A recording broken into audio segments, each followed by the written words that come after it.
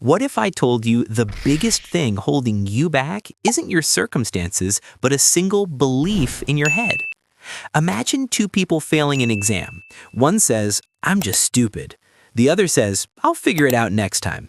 Same failure, two completely different futures. Which one are you? Today, we're diving into one of the most powerful ideas in psychology and self-growth, the growth mindset. You've probably heard the term thrown around in self-help books, school, or even on TikTok. But here's the truth. Understanding growth mindset can literally change the way you see challenges, failure, and even success. For millennials and Gen Z especially, living in a world full of pressure, comparisons, and constant hustle, this mindset isn't just nice to have. It's survival. So let's break it down, not in theory, but in stories. Because stories stick. Part 1, The Two Mindsets, a tale of two friends.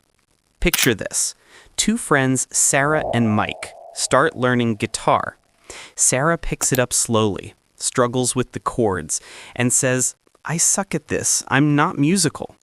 Mike struggles too, but instead says, "Wow, this is tough, but if I keep practicing, I'll get it." Months later, Sarah quits. Mike plays his first song on stage. This is the essence. Fixed mindset, believing your abilities are set in stone. Growth mindset, believing your abilities can be developed with effort, strategy, and time. It's not about being naturally talented. It's about the lens through which you see effort and failure. But here's the kicker. Why do so many of us default to the fixed mindset without even realizing it? Stick with me. Part 2. Where fixed mindset comes from, the labels trap. Let's rewind to childhood. Maybe a teacher once said, "You're so smart." Or maybe you were told, "Math isn't your thing." Sounds harmless, right? But labels are powerful. Being told you're smart makes you afraid of failing because failing would prove you're not. Being told you're bad at something convinces you not even to try. This is how fixed mindset sneaks in. It builds invisible walls around what we think we can or cannot do. Gen Z and millennials know this better than anyone. We grew up in a culture of comparison. Grades, social media likes, job titles, labels everywhere. So, how do you break free from those invisible walls? The answer lies in one tiny word. Part 3, The Power of Yet. Carol Dweck, the psychologist who coined the term growth mindset, tells the story of a school in Chicago. Instead of giving failing students an F, the school gave them a grade that said, "Not yet." Think about that. "You failed" directs to a dead end. "Not yet" provides a path forward. It's like looking at a locked door and realizing it's not closed forever. You just haven't found the right key yet. Every time you catch yourself saying, "I'm not good at this," add the word yet. "I can't run 5 kilometers yet." "I don't understand coding yet." "I'm not confident speaking in public yet." That single word turns failure into a process instead of a verdict. But wait, if growth mindset is so powerful, why don't we all just flip the switch? The truth is, it's not that easy. Part 4. The struggle is the shortcut. Here's the paradox. The very moments you want to quit are the moments your brain is learning the most. Think of weightlifting. The muscle doesn't grow when you lift something easy. It grows when you push until it burns. Your brain works the same way. Struggle is literally how your neurons rewire themselves. But here's what most people get wrong. They think growth mindset means just work harder.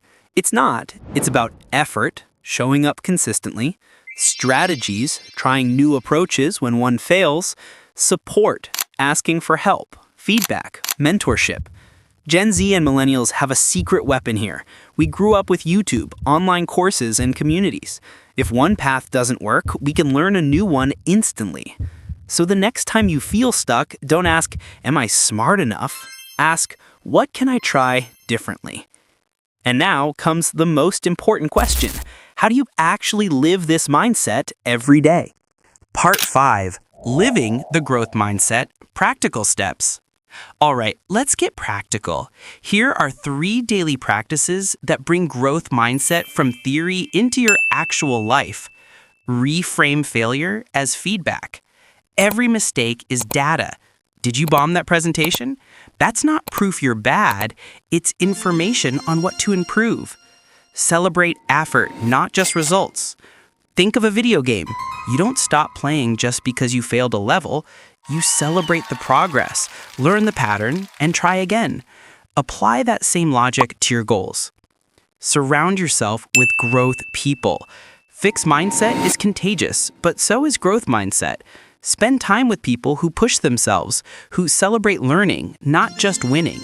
These aren't abstract. They're choices you make daily, just like choosing to go to the gym or choosing to scroll TikTok.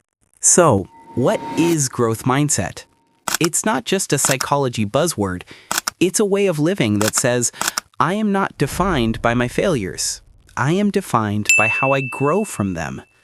You are not a finished product. You are a work in progress. And that's the best news ever, because progress never has to stop. Imagine if, starting today, you saw every setback as a setup for a comeback. What doors could open for you? What dreams could you finally chase? If this video made you think differently, even for a second, drop a comment sharing something you once thought you weren't good at yet. I'd love to read them. And hey, if you want more conversations like this, hit subscribe, share this with a friend who needs it, and let's grow together. Because at the end of the day, you're not stuck. You're just not there yet.